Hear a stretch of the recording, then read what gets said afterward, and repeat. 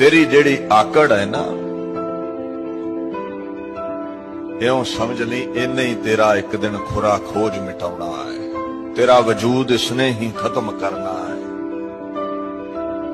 सो हंकार बंदे नूं लह डुबदा है, महाराज सुचेत करदे ने इहदे कोलों दूर रहो।